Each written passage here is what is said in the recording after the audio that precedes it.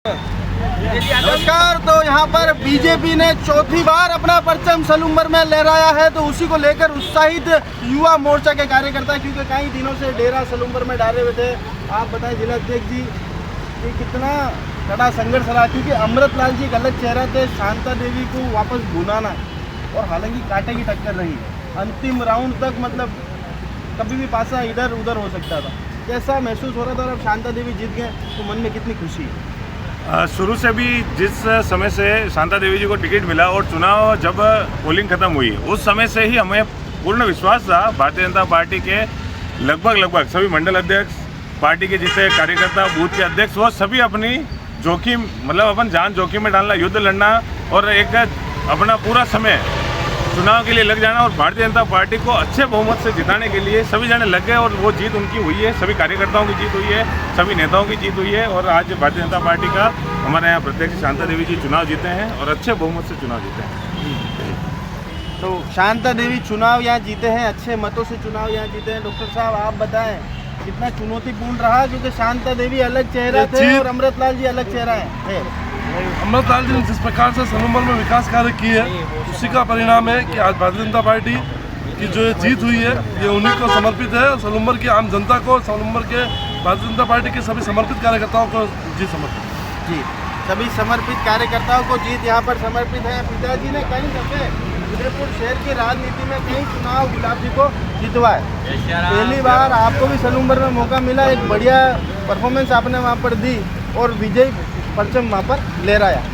कैसा महसूस कर रहे हैं? भारतीय जनता पार्टी ने राजस्थान में लगभग 5 सीटों पर अब तक की जीत दर्ज की है।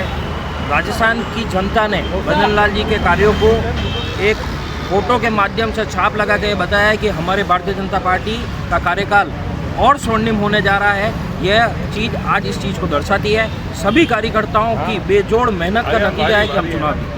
बेजोड़ मेहनत का नतीजा है, चुनाव जीत चुके हैं। हालांकि सर्दी कम हो चुकी है, तावड़ा अपने चरम पर है, पर भाई साहब को भी सर्दी लग रही है। जीत के बावजूद सर्दी क्यों लग रही है आपको? भाई साहब जय श्री राम, मैं सुबह से हूँ, मैं केवल चुनाव का रिपोर्ट के इंतजार में हूँ और आज इतनी बढ़िया जीत हुई, इसलिए ठंड क्या अब तो बिल्कुल पूरी उड़ चुकी है ठंड, लेकिन मैं प्रातःकालीन सुबह 6 बजे से प्रतीक्षा कर रहा था चुनाव का और हमारी लोगों पूरी कांग्रेस की ठंड हमने उड़ा दी है पूरी तरह से। और बाप की उड़ा दी है। अरे बाप वाली झाड़ी उड़ा ही देता, बिल्कुल बाप वालों का अस्तित्व खत्म हो जाएगा भाई साहब। अब देखिए, क्योंकि जो कांग्रेस के वोट थे बाप में ही आए हैं, बीजेपी के कोई वोट से हानि नहीं हुई है। मैं उसी एरिया में 5 दिन तक उसी उपचुनाव में रहा हूँ जयसमंद मंडल में और बहुत भारी विजय हुई हमारी। ये देखो आप, क्योंकि बाप पार्टी कांग्रेस में शामिल हुई है, इसलिए जीत भाजपा की है। भाजपा की है बिल्कुल 100%। आज शाम को ढोकले खाने हैं? बिल्कुल, आज ढोकले दाल बाटी खाएंगे अच्छे से।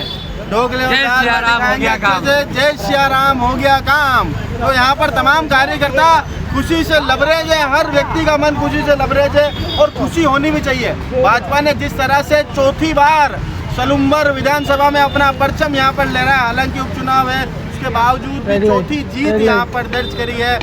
वोटों का मार्जिन जरूर कम है, पर एक वोट से भी जीत होती है, तो जीत यहाँ पर दर्ज करी है। और सलाम जज्बे को करना चाहेंगे बाप पार्टी के प्रत्याशी ने, जिस तरह से यहाँ पर चुनौती दी वो वाकई में काबिल तारीफ है। एक बार उनको भी दिल से सलाम।